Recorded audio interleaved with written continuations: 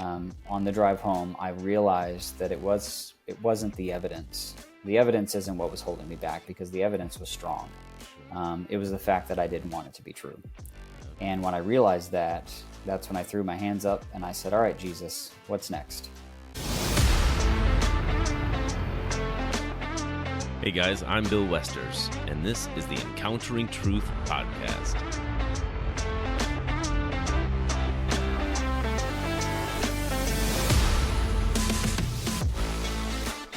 Welcome to the Encountering Truth podcast, where we examine the evidence for Christianity, engage culture with kindness and conviction, and encounter Jesus as the way, the truth, and the life. Well, my guest today is someone that I met at the Cross-Examine Instructors Academy this summer.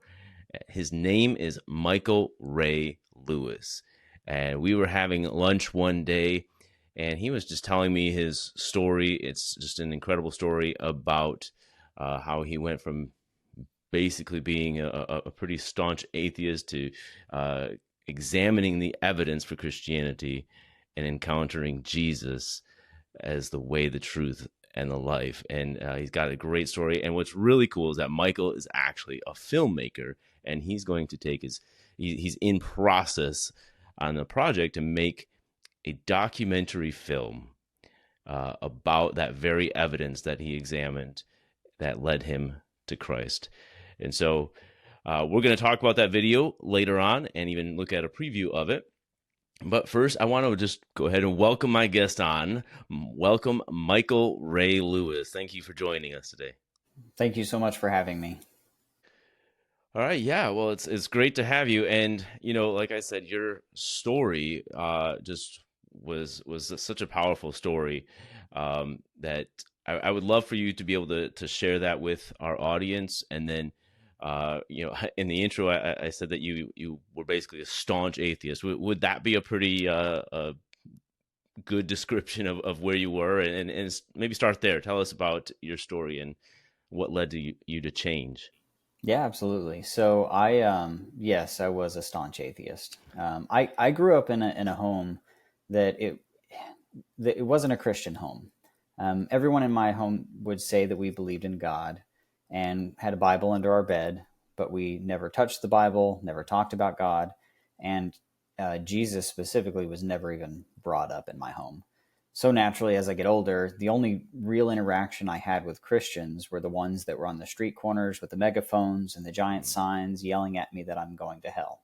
Mm-hmm. And so obviously I didn't have a good interaction with them right off the bat. Right. But over time, I really just came to think that it was ridiculous. There was no good reason to believe it. I would watch documentaries by Bill Maher or a documentary called Zeitgeist. And these were films that were basically hammering Christianity, just showing how there's no good reason to believe it. And they would go around and interview people who couldn't answer the hard questions that they had. Whenever I had conversations with some Christians, they would dismiss me more than anything. And so I grew up just naturally becoming an atheist and pretty much hating Christians. I didn't want anything to do with Christianity. Mm-hmm. Well, fast forward a little bit and I get married. And my wife, it was about a year into our marriage, and she came home one day and she said, I feel like Jesus is calling me back. And I was already kind of frustrated at that point because I had actually broken up with a girlfriend prior to getting with my wife because she tried to drag me to church. Oh, wow. But now here my wife is inviting me to a church and trying to get me to go and telling me that Jesus is calling her back. And I loved her. So I said, okay, I'll go to church with you and I'll see what all this is about. And I remember I walked in the doors and I'm looking around at the congregation and I can see these people. And I'm like, you know what? This is not as bad as I thought. It gives people something to hope in, but it's just not true. Like, it's nice for them to believe in something, but it's just, right. It's not true. There's no good reason to believe it. Well, eventually I got tired of going. I didn't want to go anymore. And so I figured all I had to do was show my wife that it wasn't true. If I could show her that it wasn't true, then she would stop going and we could get out of this nonsense, right? Well, she was very persistent. I would hit her with really difficult questions. And as much as she couldn't answer the questions, it didn't waver her at all. she was adamant that it was true. So I was doing this for about 3 years. It took me about 3 years of just hammering her with questions and starting to take a second look at it. I remember a video by Hugh Ross popped up on my YouTube feed, and it was a video of him going over his perspective of the creation days. And I think that was the first video I watched that somewhat piqued my interest and made me second guess maybe there is something to all of this. And it took about 3 years of me just investigating and looking into it. And in the midst of trying to prove her wrong, at the end, it turns out that she had every good reason to believe it. There was so much evidence to support not only the evidence for the existence of God, but the evidence for Jesus being who he claimed to be. And I remember I had the last bit of questions on a piece of paper. And my wife, I'm hammering her with these. These are questions about things in Scripture. And she said, you know what, I can't answer, but I'm going to send you to a guy who can.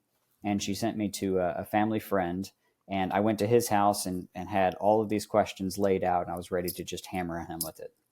And I remember at the end of the conversation, he had used every question that I had asked. He had used Scripture to answer it. Oh, wow. Yeah. And I got to the end of my list of questions, and he looked at me and he said, so do you believe it? And I had no more objections at that point. I was kind of stumped. And I said, I think so.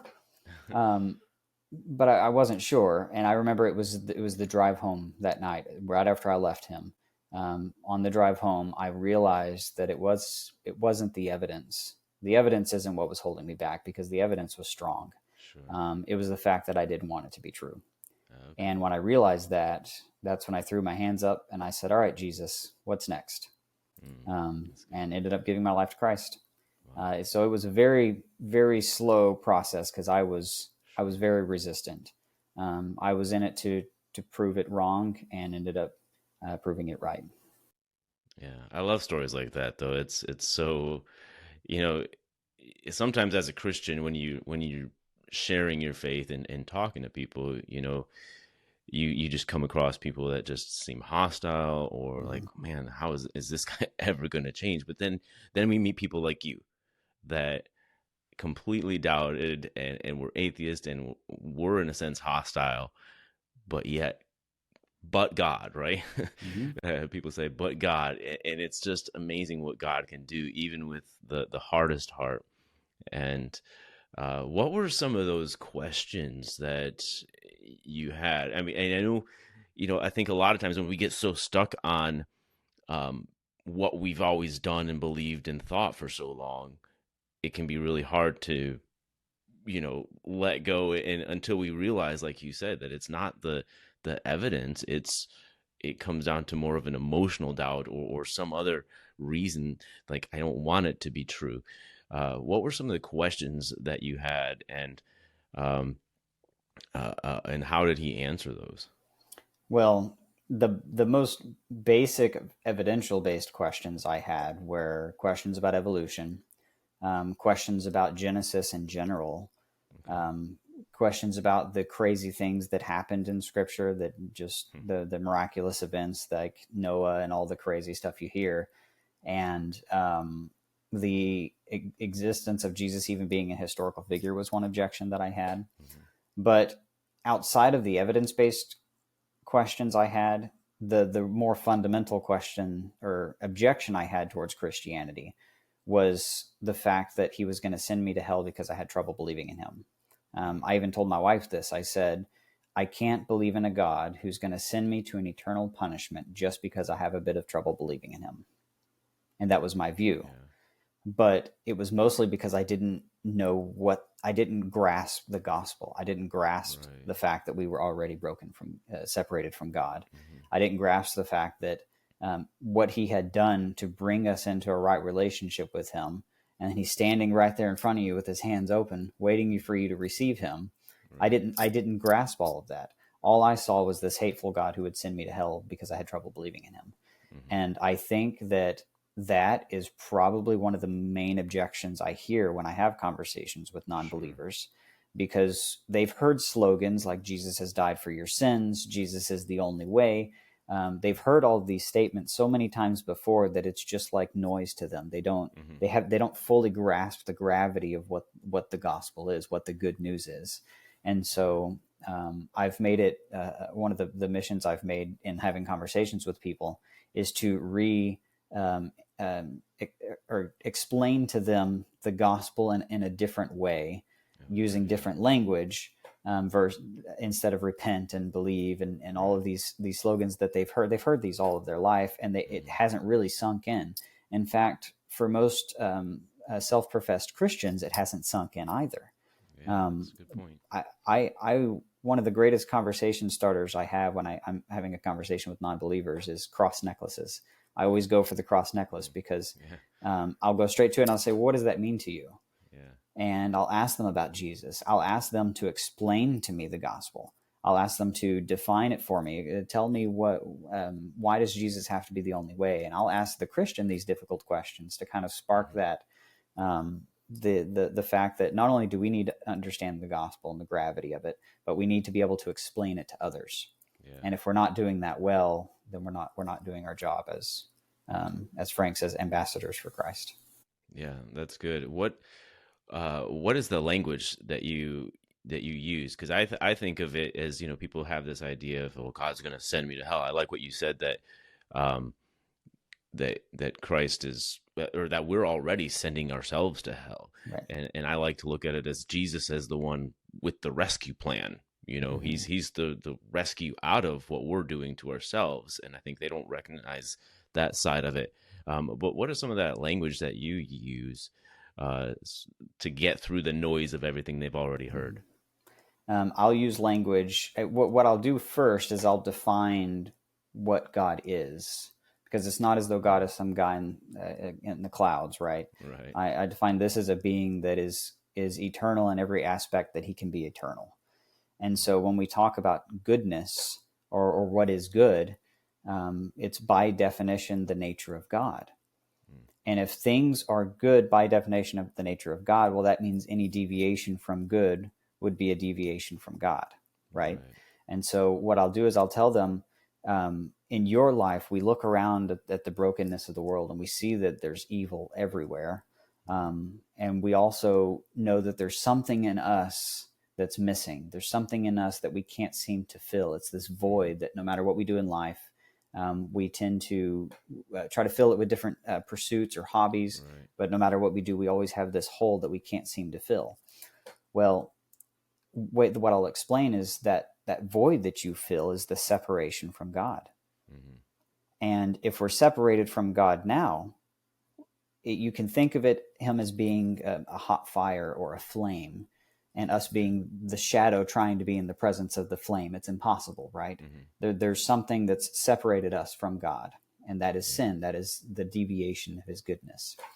And so that's the bad news. But the good news is that God's provided a way for us to come in the presence of him. And that's through his son, Jesus. That's what he did on the cross, by covering us by his blood, by putting us in a position where we can be in a right relationship with him. And so in that sense, the path is narrow, because Jesus is the only one who's solved the problem and provided us that option. But it's also wide open. He's sitting there waiting for you to receive him. And so it's not this mindset that he's sending us somewhere for an eternal punishment because he's some hateful God. It's the fact, like you said, we're already sending ourselves there, and he's provided a path to himself, and we can either take it or leave it. Yeah. And you see how that's different than just repent and believe. It's more of a defining and explaining this separation that we have from God. And I think that helps a lot when we just kind of break it down and try to not use fancy language, but try to just break it down and explain in the simplest form what's the problem and what's the solution. Right. Yeah. I like what you were saying there. Basically kind of summing up, it's like, yes, Christianity is exclusive because Jesus is the only way. Yet on the other hand, it's the most inclusive religion out there because it's open to literally anyone who's willing to accept it. Right. But accepting it requires bowing the knee to the one That's and only. exactly right.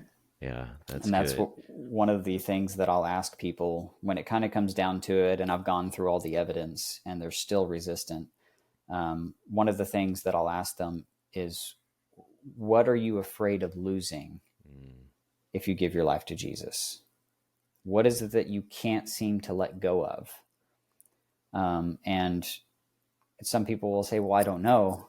And I'll define it for them. Like, well, what you're afraid of losing is yourself, mm, because you're no longer going to be in, well, you never were in control of your life, but you're no longer going to think you're in control of your life. yeah, You're going to be giving your life completely to um, the one who can, um, you're going to be completely giving your life to Christ.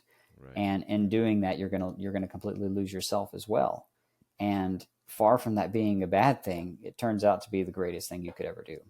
Mm, yeah, amen. That's good. Do you come across people that uh, are kind of like how you were when you were an atheist? Do you get some Mm-hmm. pushback and some like, oh, don't impose your beliefs, or Christians just need to keep their religion to themselves, or and then what do you do with that? You know, so ever since I became a believer, I was so absolutely convinced. And once I realized that all this stuff is actually true, Hmm. like this stuff that Jesus claimed was a historical events that actually happened.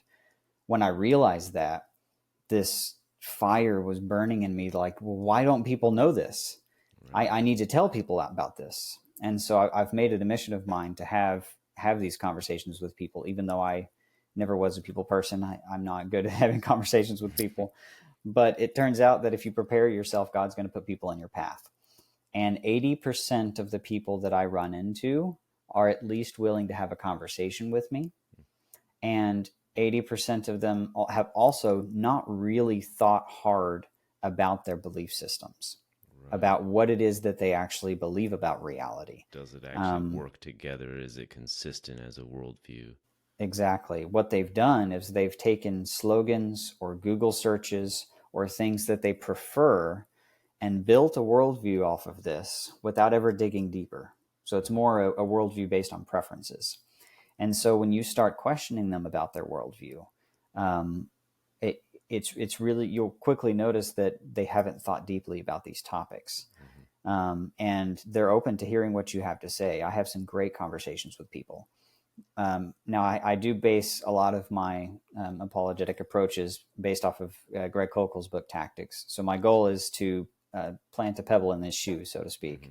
And so I try to figure out what their worldview is so that I can understand where they're coming from. Hmm. And then I question them into their objections to Christianity, whether it be they were hurt by the church, is it even an evidence-based objection?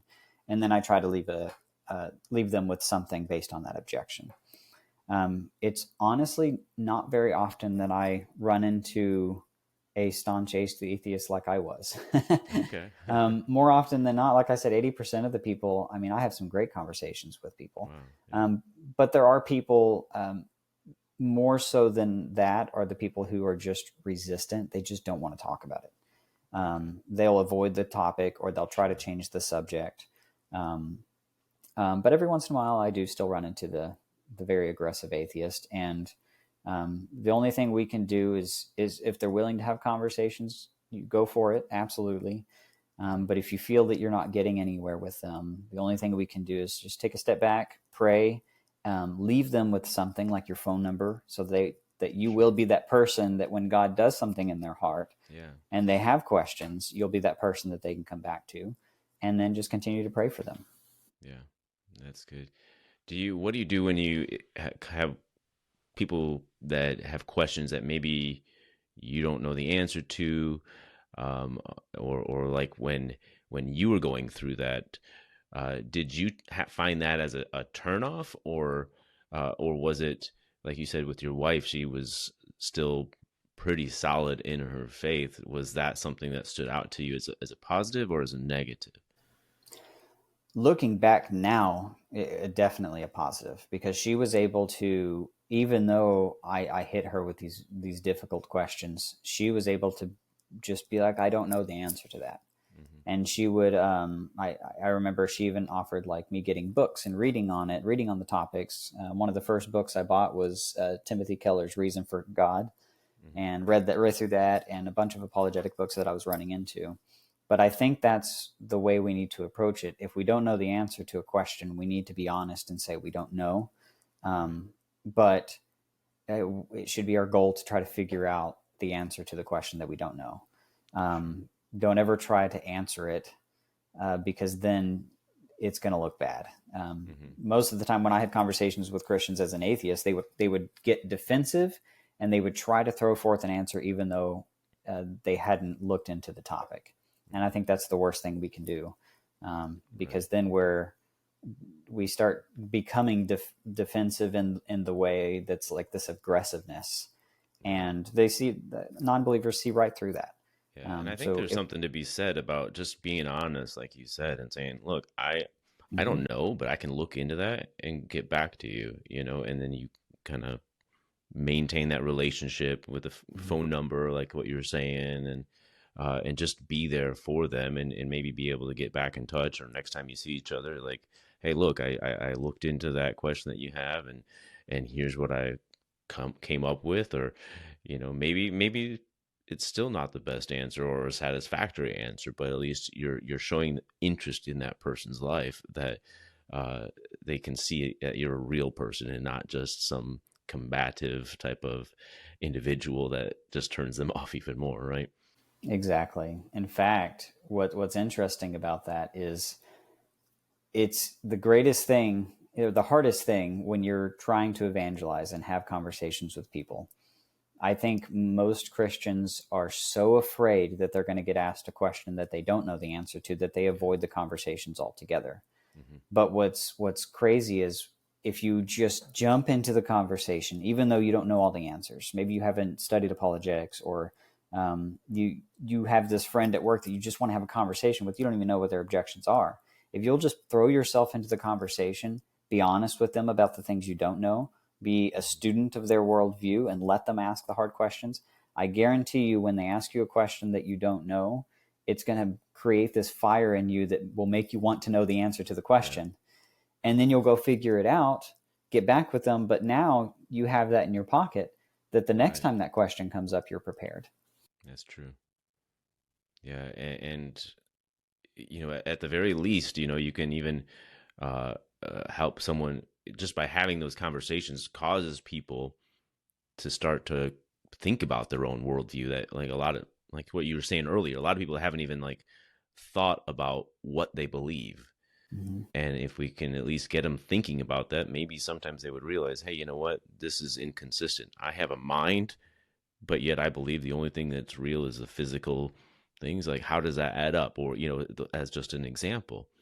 But let's move on, because this has been a good conversation. But there's one thing that I want to touch on before we start talking about your movie. And that's something that you said at Cross-Examine Instructor Academy. That really struck me as such a powerful statement that it just drew me in. You said to someone, I don't even remember the exact scenario that we were talking, but you said something on the lines of like, now I've told you my story, but I haven't told you what drives me.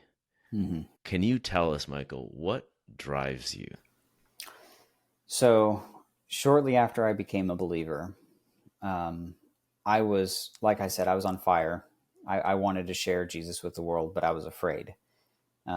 Just like most Christians today, like I said, we're afraid, as sad as it sounds, we're afraid for the conversation to get awkward. We're afraid that we're going to be uncomfortable in a situation by talking to people. It's not persecution that we're really afraid of. What we're afraid of is just the awkward conversations. Sure. Now, my dad had called me one day, and he said that my grandmother was passing away in the hospital. She had been sick for a while, and they had her on life support, but they were going to pull the plug and let her go. So I went to the hospital, and I remember it was my dad and my aunts, and we were all in the hospital room, and a chaplain came by and asked if he could pray for us, or pray for my grandmother. So we all get in this circle, hold hands, and start citing the Lord's Prayer. Now, keep in mind, like I said before, I'd never heard my family talk about God. I had never heard my family talk about Jesus. This was to me, it felt almost like just reciting something that they had learned when they were younger. And on top of that, I also didn't know where my grandmother stood on believing in Jesus. And I had a unique opportunity before they let her go to have a conversation with her and share the gospel and share Jesus with her. But I chose not to because I was afraid of what my family might think. I was afraid of that conversation. And I was in the hospital room when they pulled the plug, and the last thing my grandmother said was, "Help me." Oh, wow. And that impacted me so greatly. I was in tears days after that because I had that opportunity and I didn't take it. And I didn't take it for the worst reason possible, because I didn't want it to be awkward and have that conversation with her in front of my family. And ever since that day, I made a dedication, and I said, I'm not going to do that again. I'm going to seize every opportunity I have to talk to people about Jesus. It doesn't matter the situation. It doesn't matter how awkward I feel. I'm dedicated to it. I'm going to share the gospel regardless. And so what I do now is my evangelism isn't like a door-to-door evangelism. My evangelism is every single person that I come into contact with. So whether it be a person on the plane ride, whether it be a person changing the oil on my car, whether it be a person in the store, the guy coming to sell solar panels to me at the front door, the Jehovah's Witnesses coming to the door, every conversation I have, I will bring up God within 5 minutes. And I do it very bluntly now. I will literally just flat out ask them, "Hey, can I ask you a personal question? What do you believe about God? What do you believe about Jesus?" And I'll jump straight into it. And I think it's hard for us to do that sometimes, but it's necessary, I think, because if we love Jesus and we really believe that all of this that he claimed about reality is true, why are we not out there talking about him? And the worst case is, why are we not out there talking about him? Because we're afraid of a little awkwardness. Right. It just shouldn't be the case. And so that's what drives me. I try to look for opportunities every chance that I get to have a conversation. And I like I said, I think if you equip yourself, God's going to put people in your path, because I talk to people all the time now and have great conversations about Jesus. That's awesome. I mean, if that does not inspire you and give you boldness and convict you a little bit, wow, geez, I know I've been, a victim of that, like just afraid to step out, and that's that awkwardness, but to be in that position and just look back and think, man, I had an opportunity. And the thing is that, like you said, this is true. If we really believe this is true, it's not that we're trying to impose something on somebody. We're trying to offer a cure. It's not just talking about our favorite type of dessert. We're trying to offer a cure that this is where we've talked on here before about objective truth claims. It's not just about a subjective idea. It's just not just about opinion, but we've come to a conclusion that Christianity is the best explanation for the way things are, and to not share that and the good news of that, man, that's just an inspiring story. Now, do you still have some of the awkward feelings and have to like kind of push past that with people? Every single time. Every time you get these like weird nervous feelings in your stomach, and you're like, I really don't want to do it. Like, what are they going to say? And sometimes I'm just not even in the mood.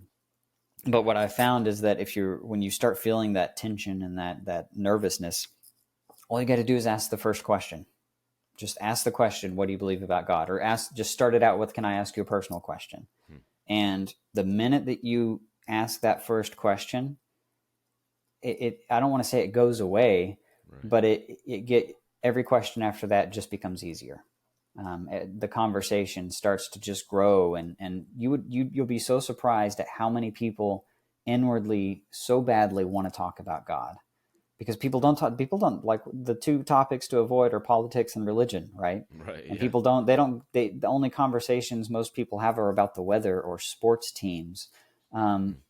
when it's as if we've stopped having conversations about the big questions. What is our purpose? Why are we Yeah. here? Where did we come from? Like, I think inwardly we all want to know, we all desire to know the answers to those questions, and people will open up to you. It's crazy how much, just by asking them simple questions, and just like I said, just start it out.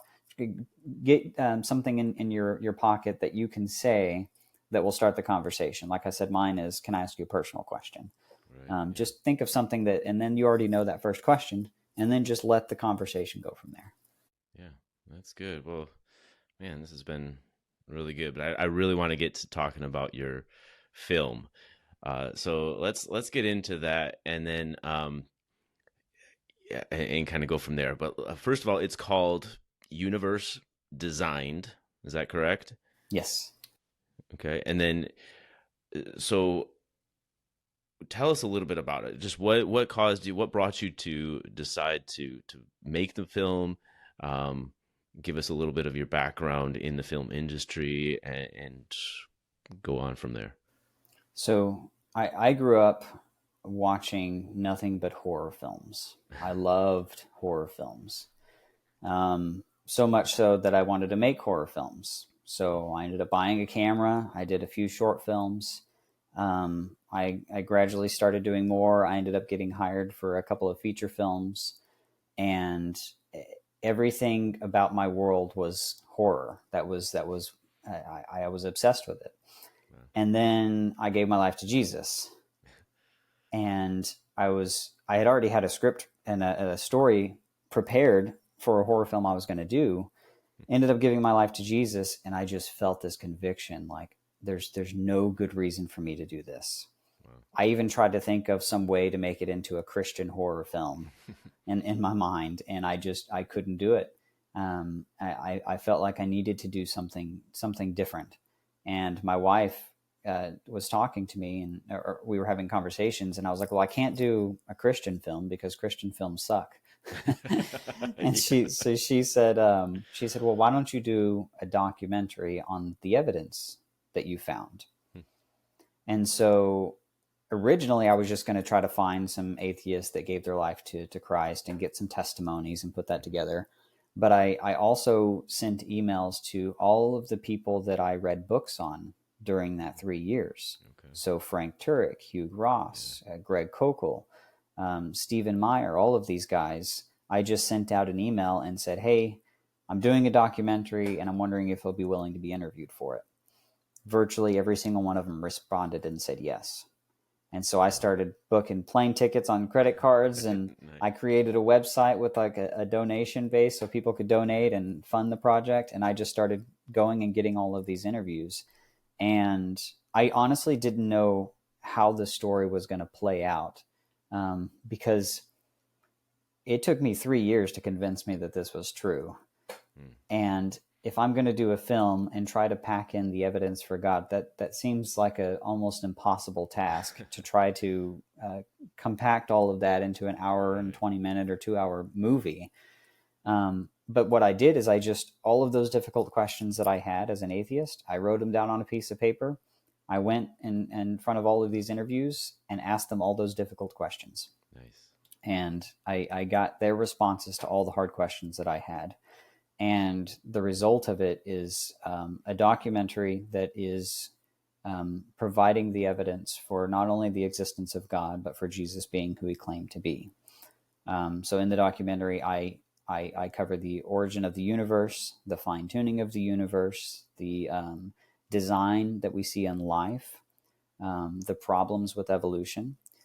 If there is a God out there, how do we know that it's the Christian God versus all the other religions out there? And then I shift gears to, well, that hinges on the fact if Jesus is who he claimed to be. And so I look at the evidence surrounding the resurrection, and then ultimately giving the gospel message in the film. And I've designed it in such a way that you could, if you don't know anything about apologetics and you don't know who these people are, you could be a non-believer watching this and you won't even realize it's a Christian film until you're about 20 minutes into it. Wow. And I did that intentionally because I know that if it were myself looking at this film and I knew it was a Christian film, I would dismiss it right away. Right.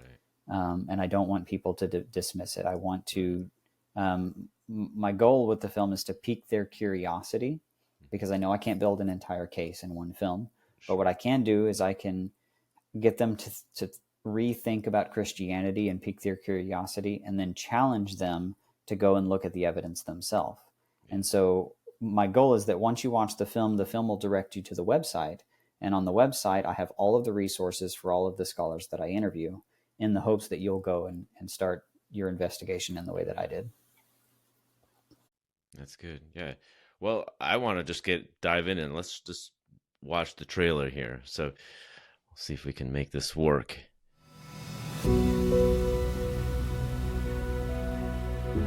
The question, why is there something rather than nothing, is something the philosopher Leibniz proposed. Why is there something rather than nothing? Why does anything exist? Where do the building blocks of life come from?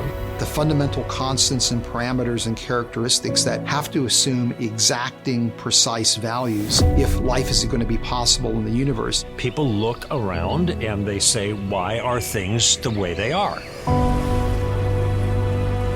Scientists believe there's an intelligible answer to that, meaning there is a reason for the way things are.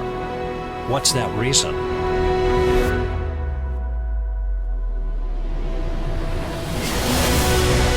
We see design in the universe and design in life. That's the effect. So we reason back to a cause, a designer. It was astronomy that persuaded me that the Bible was the inspired, inerrant word of the one that created the universe.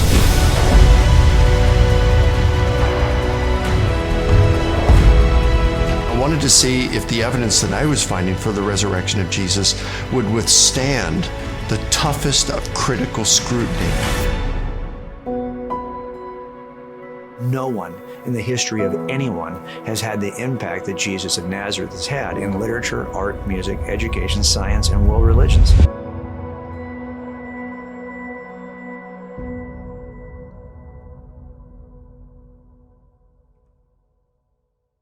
Wow. That's just, I don't know. It's just so awesome. It's incredible. It's just to see that, if you are watching or just listening to this on audio, you have got to go and check out the YouTube video, either watch this episode or go straight to Michael's website and watch the videos from there. But it's stunning. It's incredible and beautiful. And did you actually do all the filming for all of that yourself? Yeah, most of the film is shot by me. I did hire a couple of people who helped run like B cameras and things, but I had to set up the camera and turn the monitor so I could see it while I'm trying to give them the interview. And so I'm trying to concentrate on like 3 things at a time to make sure that I get the full interview, all the questions down, but also making sure I keep things in focus. And then I'm editing it myself as well. I am outsourcing the visual effects. We're doing some 3D effects like the planets and things that you saw in there. And I'm outsourcing the music and all of the mix and master post work. But it's definitely been a challenge to try to condense. I ended up with about 30 hours of interviews that I had to condense down to an hour and 20-minute movie. Wow. So it's been a challenge, but we're getting so much closer. Yeah, it's just, I'm super excited I can't wait for this thing to come out because I'm going to bring everybody to it that I can think of, or to get them to watch it. So I noticed some pretty big names. You mentioned some, Frank Turek, Greg Kokel. Who are some of the other people that you were able to get 30 hours worth of interviews with? So we've got Frank Turek, Greg Kokel, Hugh Ross, J. Warner Wallace, Elisa Childers, Travis Dickinson, Stephen Meyer, Mike Lacona, Fuzz Rana, and the others I'm drawing a blank on. But you can see the full list of the cast. Sure, yeah, that alone is a quite a big list right there. That's pretty amazing, and a lot of time consuming, a lot of travel, and I'm sure, and you're also funding it yourself, aren't you? Yes. So the entire project's been donation based. We've raised and spent about 110,000 so far, which sounds like a lot, but when you're making a film of this size, I'm doing it for far, far less than other documentaries that are way higher in budget. We are mostly funded for finishing production. My goal is to raise another $20,000 to $30,000 to finish the post production, and then once I've made the film, I'm going to start just praying for opportunities for connections on distributing the film, because marketing cost is going to be a whole nother beast. Oh, yeah. The marketing funds will probably need to exceed the money that I've actually spent creating the film. Wow. So we're constantly, I keep the donation side up and constantly trying to promote it and raise funds for it. But it's amazing that I've been able to raise what we have so far. It's been gradual, which is great, because it's God's forced me to be patient with it. We've been in production since I started this film. It was about 2.5 years ago. And so we've been, it's been a long process to put this together. We are so close, though. We're so close. My original goal was to finish it by the end of the year. VFX are taking a little bit longer, but my goal is still to have it done either by the end of the year or the beginning of the following year. Okay. And where do you plan on trying to distribute it to? My hope is to get it at least a limited theatrical release. Okay. I'm looking for really anyone who has connections through Fathom events or any one of those distribution platforms where I can get the film out there. I've gotten a few small connections that I'm still waiting to hear back from, but the goal is to do an event release. So it'll be a nationwide theatrical release, but maybe for one day. A very limited showing, and then we could promote it and get people to go to the theaters there. And then hopefully if I can get it in theaters, then ultimately following that, we'll do streaming sites. But my goal is to use this more, like I said, as a ministry than just a film. Right. This is meant to be a film that when you're in those conversations with people and you only have enough time to plant a small seed or stone in their shoe, you maybe have 5 minutes with them. But that at the end of the conversation, most people, you ask them if they'll read a book, they're going to say no. But if you ask them if they'll watch a film, they may take the time to do that. And so the goal is to use it as a tool to just share the gospel with them and to share some of the evidences with them, even when you don't have the opportunity to have hour-long conversations. Sure, yeah. I think I can see like using this and not just say, hey, go watch this film, but like, hey, you got an afternoon, you got a Saturday night that you want to get together and watch this film together, and we can have it, talk about it afterwards if you got some time. It's a lot easier just to sit down and spend time together, making that connection with people, and instead of saying, hey, just go read this book and tell me what you think. Nobody's going to spend that time. I mean, there are people that will spend the time, but it's a lot easier to get people just to say, yeah, I'll watch a couple hours of a video. Yeah. And if you can sit there with them and you can have that conversation, exactly, that can be a pretty powerful ministry tool. Exactly. And we're visual people. We, especially the younger generation now, we're such visual people. So that was one of the challenges when editing the film, was trying to keep it interesting, because some of this stuff, it gets so technical when we're looking at the evidence that it just goes over some people's heads. Sure. And so my goal in creating it was to keep it driven and interesting enough to keep the audience going and listening for more.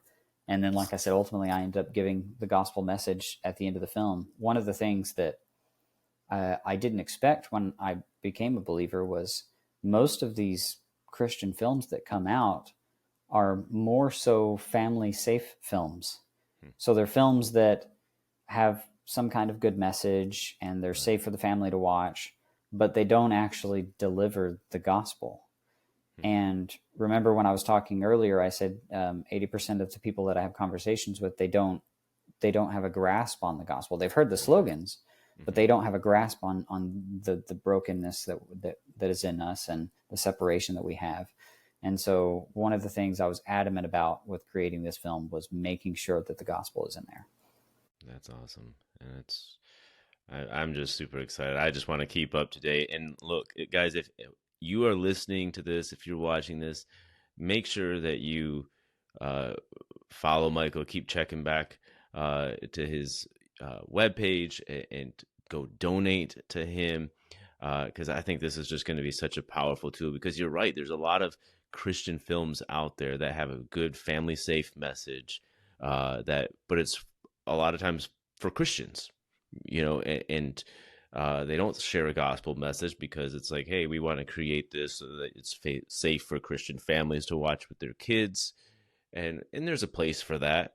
But on the other hand, it's how can we turn that into something outward facing to bring people in and lay out the gospel message for people in a way that's relevant, a way that's powerful, a way that's rational, and just all around visually stunning.